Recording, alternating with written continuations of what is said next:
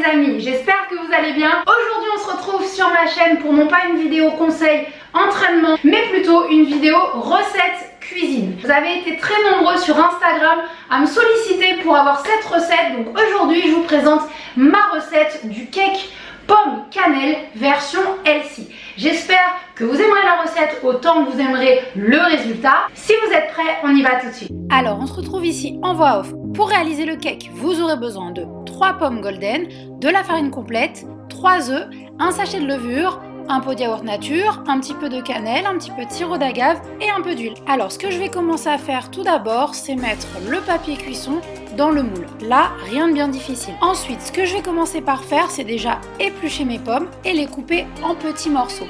Donc si vous voulez un cake qui est quand même assez fruité, comme celui que je fais actuellement, vous pouvez mettre jusqu'à 3 pommes. Autrement, 2 pommes et demie, ça suffira amplement. Troisième étape, après les avoir épluchés et coupés en petits morceaux, je vais fariner mes morceaux de pommes pour tout simplement en fait qu'ils ne tombent pas en dessous dans la pâte lors de la cuisson.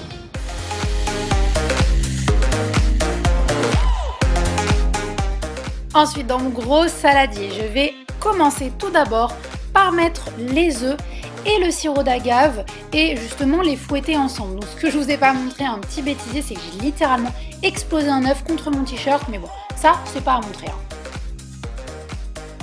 Next, je prépare du coup ma farine. Alors là, aujourd'hui, j'ai décidé de la mélanger avec de la maïzena, de la farine de maïs, pour justement que ce soit pas non plus trop lourde, étant donné que j'utilise de la farine complète. Alors le dosage que je vous recommande, si vous décidez comme moi de mettre de la maïzena, c'est au moins moite-moite. Attention, si vous utilisez de la farine complète, je vous conseille de mettre un chouïa plus de maïzena.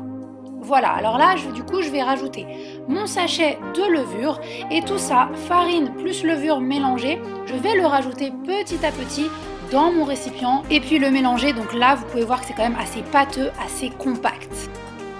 Heureusement, on arrive à la prochaine étape, c'est de rajouter le pot de yaourt nature entier dans le récipient, accompagné d'une grosse cuillère à soupe d'huile d'olive. Donc si vous ne mangez pas de produits laitiers, ce que je vous conseillerais, c'est tout simplement de remplacer le yaourt par un yaourt de soja.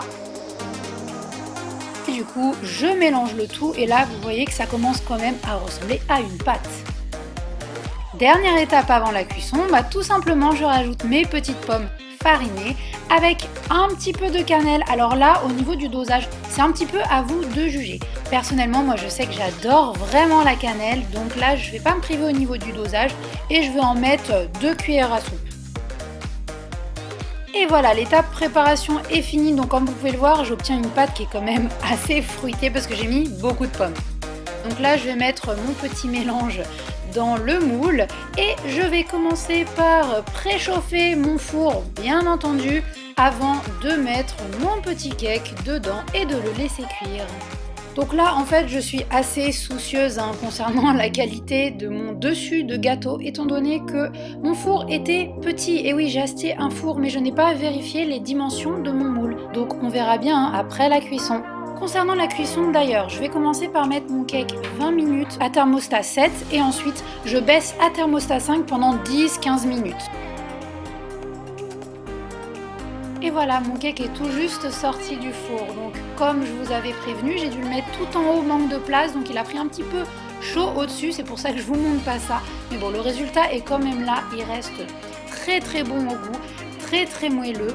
Le fait de mettre de la farine complète, forcément ça va vous caler pas mal. Moi ce que je fais, c'est que je l'accompagne avec mon beurre de cacahuète chéri, soit lors du petit déjeuner, soit lors du goûter, et ça me suffit amplement. Donc si ça vous a convaincu, à vos fourneaux!